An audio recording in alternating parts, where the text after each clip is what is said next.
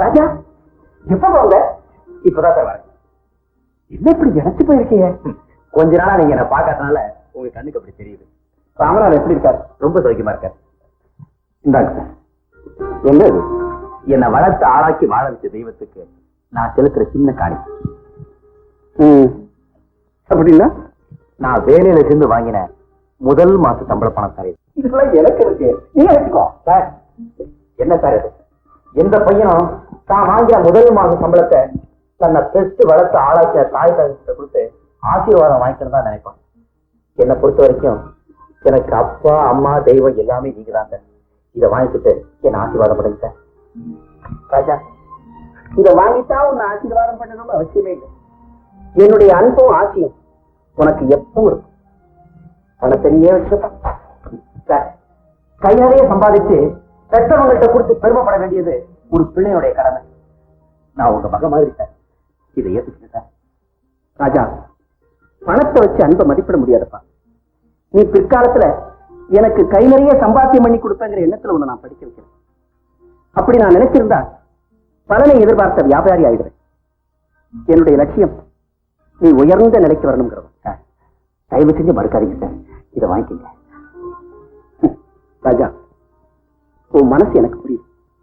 உன்னை ஆரம்பத்துல இந்த வீட்டுக்கு அழைச்சிட்டு வரும்போது என்னுடைய லட்சியம் நிறைவேறிட்டா அம்பாளுக்கு அர்ச்சனை செய்யறேன்னு வேண்டிக்கிட்டு அந்த லட்சியம் நிறைவேறி போச்சு. அதுக்காக இதுல இருந்து ₹1 எடுத்துக்க.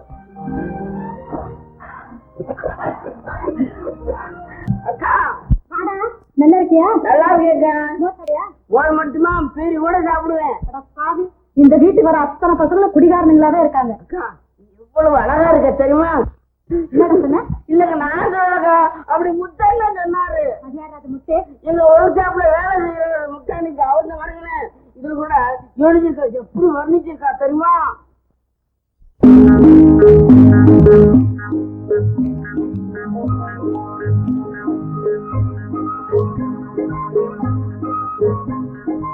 குண்டு, இவரு இப்ப எங்கடா இருக்காரு? இது இங்க பக்கத்துல இருக்காரு. வாங்கல.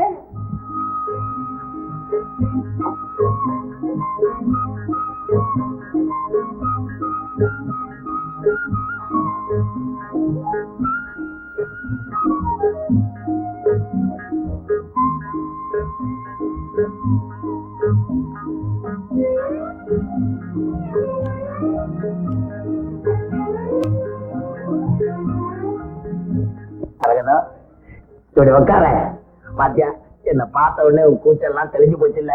அப்ப சரி, இப்பயே உங்க அண்ணன் கிட்ட சொல்லி தட்ட விட்டு இந்த விஷயத்த முடிச்சிடணும். எங்க அண்ணனை பார்த்தேன், எந்த விஷயமா நீங்க பேச முடியாது. அப்படியே பேசினாலும் அவரு கேட்க மாட்டாரு. அவன் என்ன செவிடா? இல்லைங்க, இந்த பேட்டையிலேயே அவர் பெரிய ரவுடி. யார் வார்த்தையும் கேட்க மாட்டாரு. சும்மாரு, நீ மட்டும் கொஞ்சம் ஸ்ட்ராங்காரு. இந்த விஷயத்துல நான் ஏதாவது ராங் பண்ணா ஆளை வச்சு இந்த உலகத்தை விட்டு தூக்கிடுறேன். ஐயோ, அப்படி ஒண்ணும் செய்துடாதீங்க. எனக்கு இருக்கிறது ஒரே ஒரு அண்ணன். எனக்கு இருக்கிறதும் பயம் வரும் மச்சான்.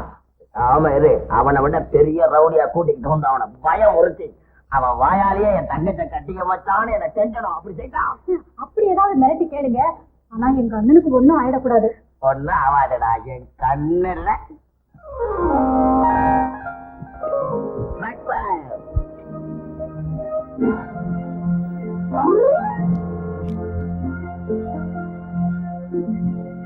வேலை பாக்குற லட்சணமா இது?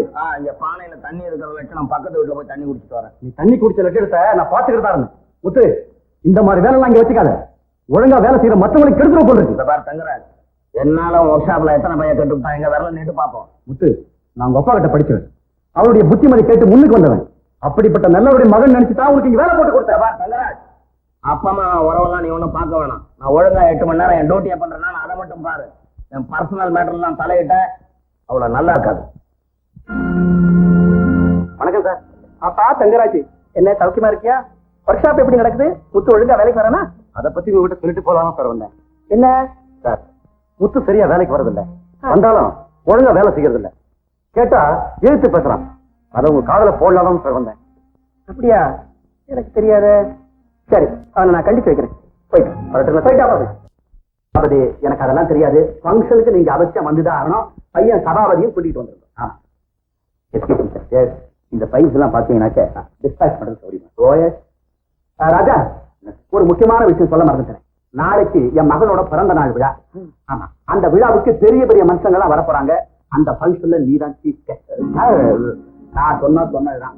அந்த விழாவுக்கு நீ எப்படி வரணும், எப்படி எல்லாம் நடந்துக்கணும்னு நான் உனக்கு விவரமா எழுதி கொடுக்க போறேன். அதுபடிதான் நீ நடந்துக்கணும். சரி, என்ன சார், நான் ஃபைல்ஸ் எல்லாம் நிறைய டெஸ்ட் பண்ணணும்.